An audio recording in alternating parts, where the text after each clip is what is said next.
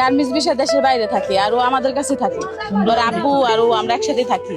তাই মেয়ে মাদ্রাসায় পড়ে, মেয়ের বয়স 7 বছর প্লাস, 8 বছরে পড়ছে। মেয়ে দীর্ঘদিন আজকে 1 সপ্তাহ ধরে খাওয়া দাওয়া বন্ধ হয়ে গেছে। জিজ্ঞেস করি কি সমস্যা, খাও না কি লেগা? ভালো লাগে না খাইতে, ভয় পায়, ঘর থেকে বের হয় না।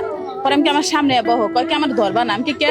কয় আমার মানে গোপন অঙ্গ ব্যথা করে। কিসের জন্য? কয় ওই যে হুসেন আছে না, হ্যাঁ আমার খুব ব্যথা দিছে। পরে জিজ্ঞাসা করলাম কি লেগে ব্যথা দিছে?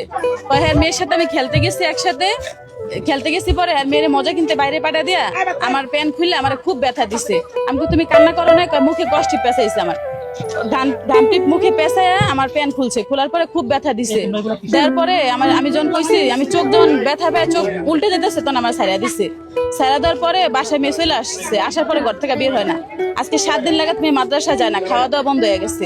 মেয়ে কিন্তু অনেক স্বাস্থ্যবান মেয়ে, সুখে একদম স্লিম হয়ে গেছে।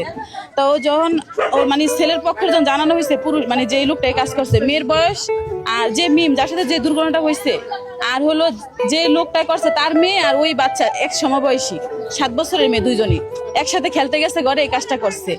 এখন যখন যেহেতু এই কাজটা করছে, মানে যে লোকটা করলো, খারাপ লোকটায়, ওর আত্মীয় স্বজন বলে যেটা মিথ্যা একটা ষড়যন্ত্র আমার বাইর নামে করতেছে। হ্যাঁ, তা মিথ্যা একটা ষড়যন্ত্র। একটু দুধের বাচ্চা তো বলবো না যে আমার এত বড় একটা ক্ষতি করছে, কিন্তু এরা মিথ্যা বলে এরা গুজব ছড়াইতেছে। মানে যে করলো তার আত্মীয় স্বজন, তারা যে এরা গুজব শত্রুদামি করে করতেছে। কিন্তু মেয়ে যে এত পরিমাণ অসুস্থ, এত পরিমাণ ব্যথা, মেয়ে তো খাওয়া দাওয়া বন্ধ, অসুস্থ হয়ে বিছনা পড়ে গেছে, এটা কি ষড়যন্ত্র করছে? হ্যাঁ, আজকে এমন একটা কাজ যে করলো, এই চিন্তাটা করলো না যে আমারও তো মেয়ে আছে সমবয়সী, আমি কিভাবে এই কাজটা করলাম? তার বিবেকে কি ডাক গেল না?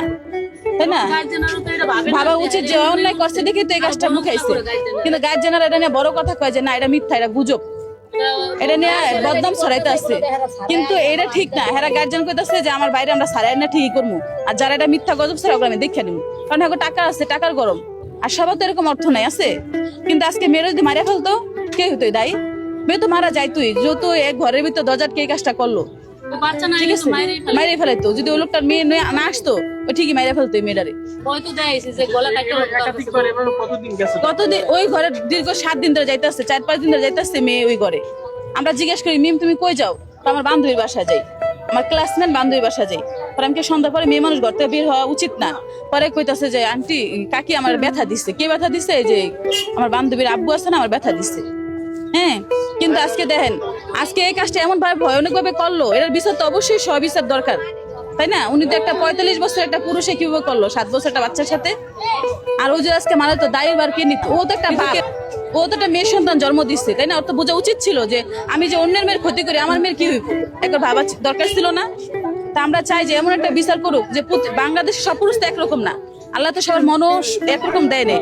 তো ওর এমন একটা বিচার হোক যে প্রতিটা খারাপ মানুষের জন্য এগুলো দেখে যেন ভয় পাক, যেটা অনেক বড় একটা অন্যায় করতেছে, তাই না?